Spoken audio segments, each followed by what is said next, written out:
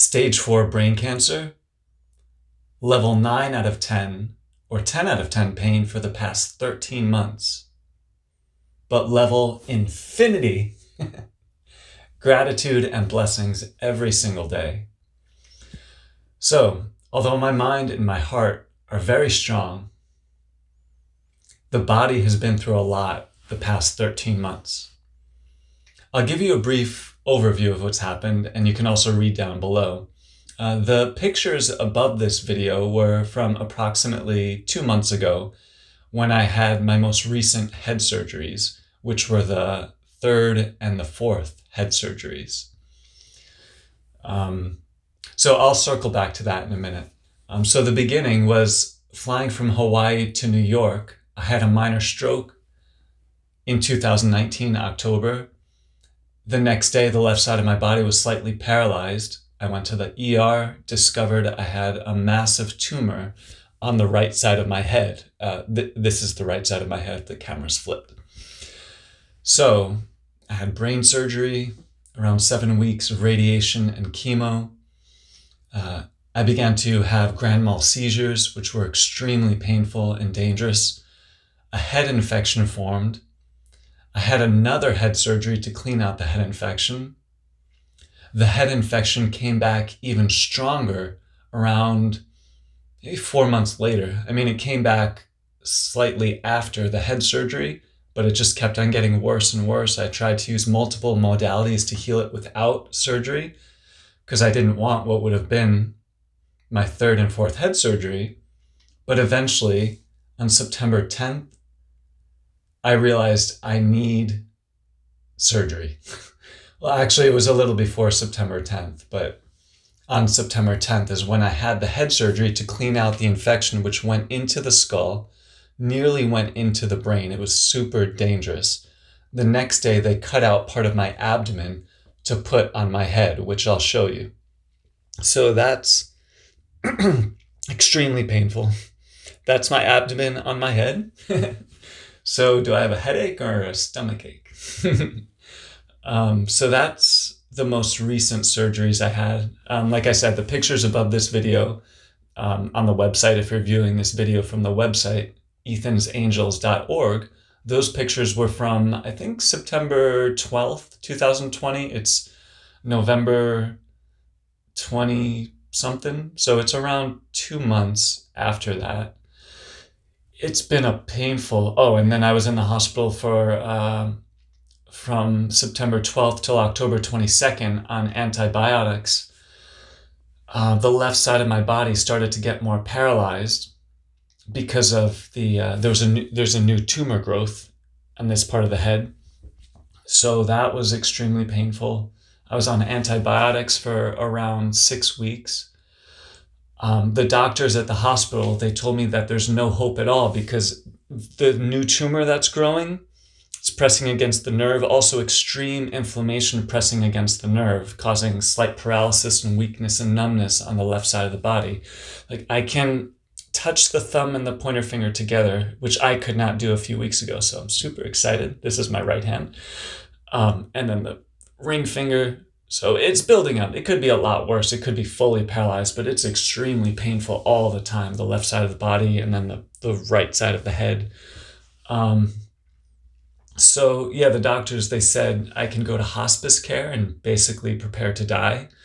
They didn't say prepare to die, but my neurosurgeon said that there's no hope. There's nothing they can do. There's no cure. They can't do radiation because it'll kill this healthy abdominal tissue that's finally taking nicely. I got lucky. Some people, they have a skin graft and it doesn't take well. So mine did. But as you can see, there's no skull. But before they could do the next surgery to put in a new plate in the head, because they had to take the plate out, which was infected, before they can put the new plate in and 3D print a section of skull to put that in, I have to heal the tumor. So it's kind of like a catch-22, you can say. So even though I didn't want to do another round of chemo while in the hospital, like 6 weeks ago or whenever it was, 2 months ago, I did a higher dose of chemo for 5 days, and then you take 23 days off and they see if you could handle a higher dose.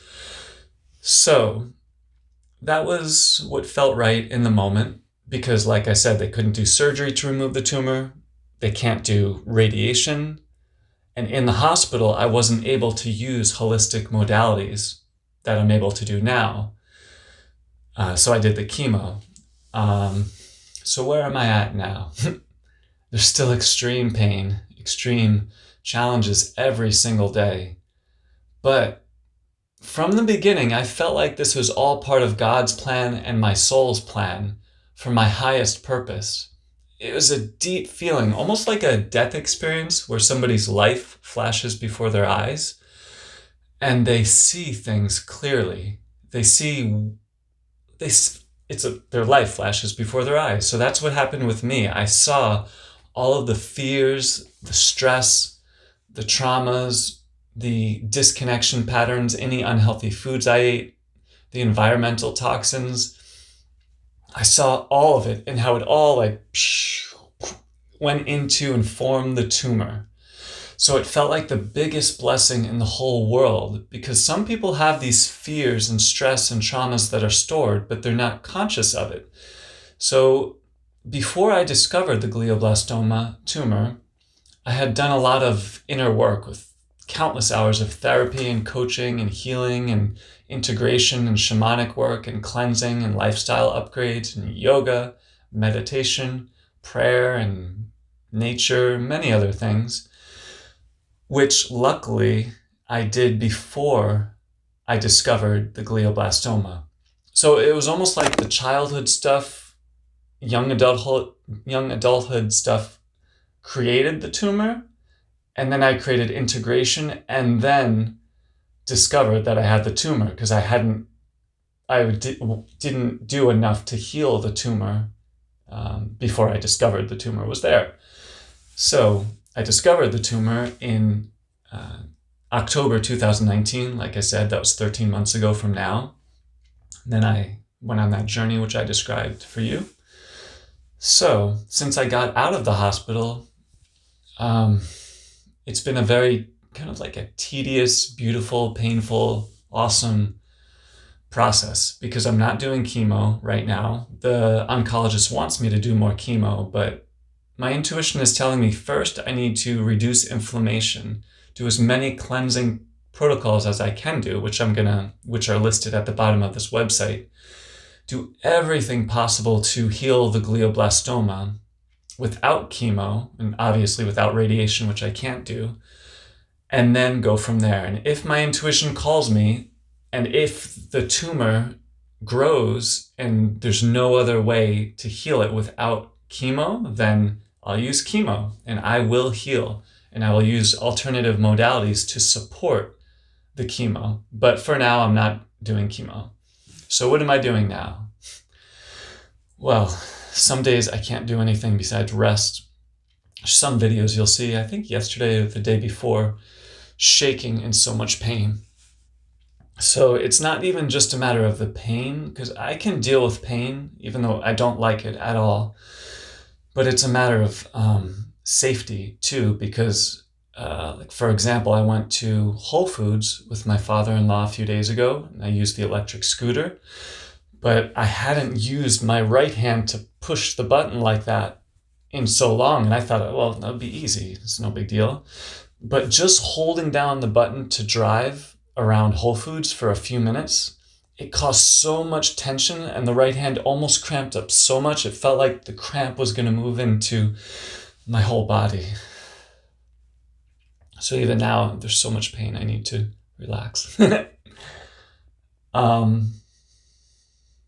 Yeah, so the modalities that I'm doing, they're not covered by insurance, such as Immuno, it's called. You can go to, I don't know the website, but GCMAF, Immuno. My functional medicine doctor, he's amazing and super awesome and super experienced and helpful, but it's not covered by insurance. It's expensive for me. I'm getting a a Kangen water filter from somebody who's letting me do a 24-month installment plan, which is a blessing, but that's a few $1,000s. High quality supplements, the highest quality foods possible, What else? Rife machine. Um, Many other unexpected bills that have come up. So I'm putting out the call that I can experience two things at least. I can experience deep growth, deep strength, deep like extreme ownership, extreme responsibility for the fact that I am the creator of my reality. Well, actually, I am the co-creator with Great Spirit. And I can create health, prosperity, a beautiful life for my benefit and the benefit of many, many other people. Just resting. I wish I was exaggerating the pain. And then at the same time, experiencing deep humility, deep openness in my heart to receive support, deep acceptance of my mortality, whenever that is, deep acceptance of the pain that I'm in. But my prayer ultimately is that my pain, without identifying with it too much, but the pain I'm experiencing can be transmuted into higher frequencies of love, creativity, health, happiness, prosperity, for my benefit and for the benefit of everyone in my sphere of influence. And actually, for everyone in all realms, the animals, the plants, and the earth herself, that my life can be an expression of Great Spirit and of the love that we all feel inside of our hearts. That's what I want. It's a super high goal, and I have to take it step by step. But that's the truth in my heart.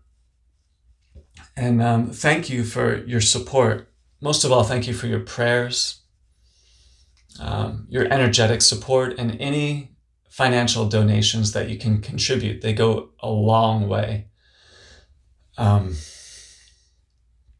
And yeah, you can follow my YouTube channel, Facebook. I'm trying to create in real time, not wait till everything's fully healed or perfect or the pain goes away. But this is my practice, being present, sharing the journey with other people. It's a big, extremely awesome mystery. I have no idea what will happen, but I do know that I am on my life's path, and I deeply believe that something beautiful is happening and will happen for me and for many, many people through me. So I'm excited to share this journey with you. And I know this is a challenging time for many, many people, and I'm praying that my challenges can be of support to you, to other people, and like I said, the plants, the animals, all beings on all realms in the earth herself. So with that being said, I want to share with you an E3 affirmation that my shaman and teacher gave me. He gave me the name E3, which means embodied, empowered, and ecstatic. And that was in around July of 2019. He gave me that name when I requested a new name. And then eventually it turned into an affirmation I just did in my own head. And then eventually I started to make YouTube videos, just kind of each day documenting how I do the E3 affirmation. And now it's a practice that I'm grateful to share with others. So this is how I do the affirmation. If you'd like to join me, I will pause after each part, and you could say it with me if you'd like. I am embodied. I am empowered. I am ecstatic. I am embodied. I am empowered. I am ecstatic. One more round. I am embodied. I am empowered. I am ecstatic. Just as I am, just as the situation is, and may you be as well. E3 here, wishing you well.